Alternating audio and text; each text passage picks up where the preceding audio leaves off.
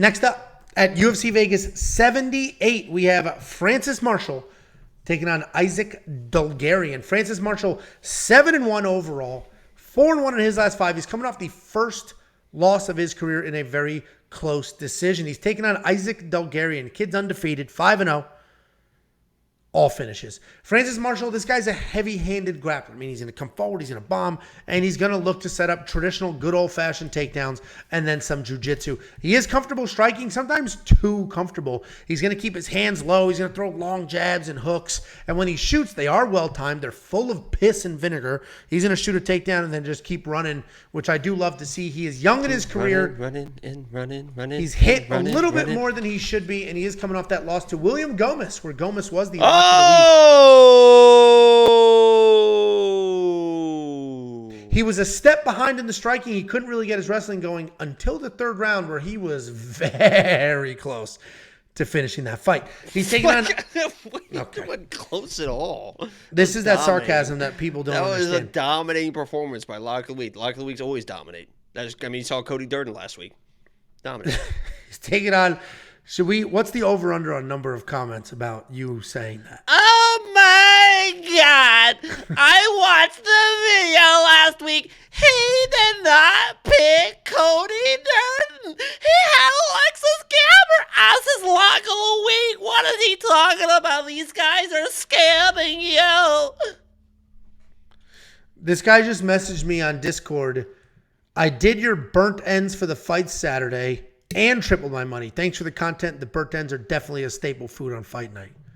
That's awesome. T-Jack 1972. Thanks for the message. He's taking on Isaac Dulgarian. This guy is a legit prospect. You can't even look at his name on a piece of paper without 15 videos of him wrestling showing up on YouTube.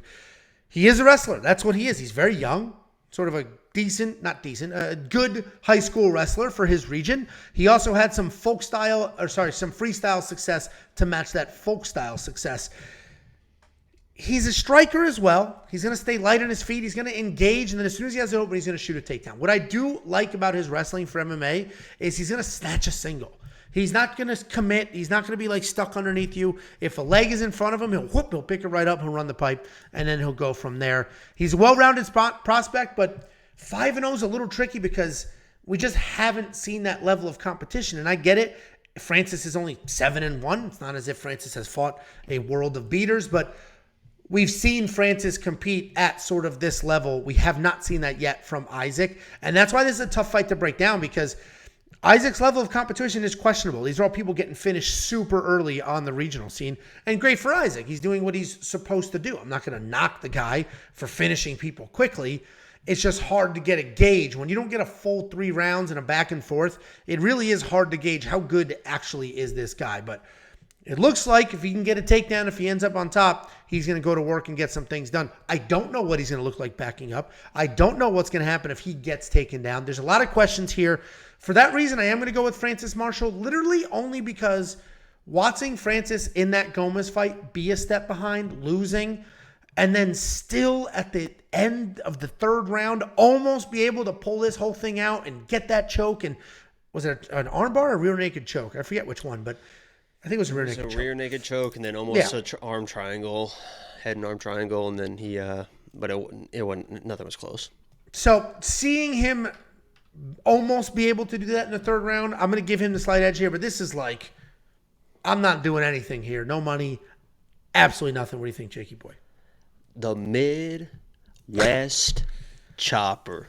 I like this Isaac dude, man. I like this Isaac dude. And obviously, when you're listening to me do this breakdown, I am a little bit biased because when I make Lock of the Week picks, it is like 75% about who I am picking and 25% about who I am picking against. And there's a reason why I had William Gomez as my Lock of the Week, because I don't think Francis Marshall is all that. I mean, I think he's a very well-rounded fighter and a good fighter everywhere, but I don't see something that really jumps out. I don't see like overly dominant wrestling. He can wrestle. I don't see overly dominant grappling. He can grapple. I don't see overly dominant striking against William Gomez. Do you know what out of 132 significant strikes, what would you guess that he would land against William Gomez over 3 rounds, Angelo? 132 strikes.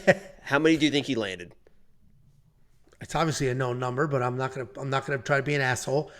through 132, landing at 50%, 70, 65. He landed 15 out of 132 significant strikes. So it's not like he had four, and he had forward pressure and everything. He was walking forward, but 15 out of 132. That's 11%. At one point in the third round, he was only up to 7% of That's strikes. not what it looked like. Landed. Can you admit it? That's not what it looked like. I mean, though. he was It looked moving forward and he's throwing, but he just can't get there. That's what I'm saying. There's nothing about this guy his that arms jumps short? out where I'm just like, wow, he's just so good at this. And I know that Isaac is going to move forward. I know that he is going to get in somebody's face. I know that he is going to shoot that takedown. You mentioned it. The level of competition that he has faced is poo-poo doo-doo. But guess what he has done? He has gotten a takedown in full mount in literally every single fight. He is in full mount, just raining elbows down. So yeah, you're going to face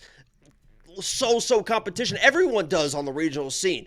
But when you're just completely dominating those people, that's what you're supposed to do. A lot of these people come to the regional scene, they have a finish, but then they have a decision, then they have a finish, and they're working through and they're getting these wins. This dude is just smacking all of them. They're not even close. It's crazy. He's almost bored in there. I believe that he is going to come through. He is going to have the aggression. He is going to get the takedowns. He is going to get the control. He is a very good grappler as well on top of the wrestling, and I think he's going to get this finish. Obviously, if it leaves the first round, red flags start to go up because we don't know, right? We don't know. I believe wholeheartedly that this is going to look like absolute gold in Isaac or absolute fool's gold. I don't think this is going to be back and forth. I think he comes in and smokes him, or he comes in and it's like, oh shit, he is not up to this competition yet. Because Francis is a guy that if you're not up to competition, he can't dominate you if you're not there, but he's also can get dominated in my mind. So Isaac Dulgarian, like, I agree. He's either going to look amazing, and he is the prospect that people think he is, which he might be. We just don't know.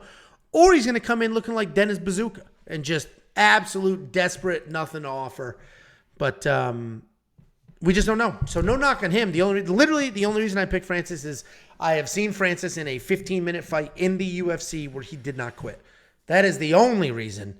And I'm not betting or anything. You do have a bet on this fight, I believe, right? I do, yeah. It actually, not for premium. I'll tell you right now that this bet, since it's not premium, I might as well just fucking tell you. Because why is it not premium? You'll hear it here in a second why it's not fucking premium. Oh, was it that $50 parlay to make $1,000? I do have a $50 parlay, and I won't spoil that. Where's this other one that I placed? Did I screenshot it? I gotta get a bet on. Oh shit, I'm right here. Hold on.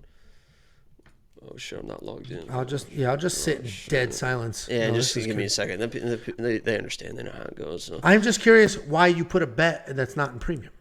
That's what I'm saying, because it's a little bit. This would be a half of unit bet on a first round finish at plus 475 for Isaac Dulgarian. I'm not going to suggest that for premium. It's a wild bet. Oh yeah, you bet $50 on that? 55 to win 261. Why 55? I like to keep my account round numbers when I start betting. I'm autistic like that, so. You do have like 1.7. I'm not autistic. I just like rocks. Yeah. He Yeah, killed it again, man. He was on last night, and he was the closer, Cam Patterson. If you guys watch Kill Tony, he's incredible. I didn't watch Kill Tony until the Michael Leher. Him and I got into a fight, and then he went on Kill Tony and started promoting We Want Picks. It was amazing. Now I wish I watched the whole time.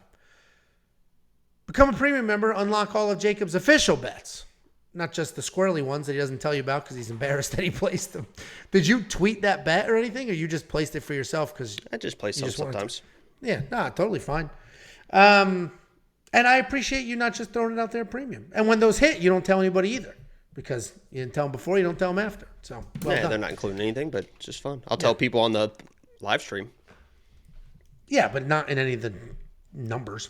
Anyway, WeWantPicks.com. It's only $10 a month. You'll unlock everything you have ever needed to make some money, have some fun, and enjoy these fights. And also, it's just an amazing way to support the channel. WeWantPicks.com. Click. Become a member.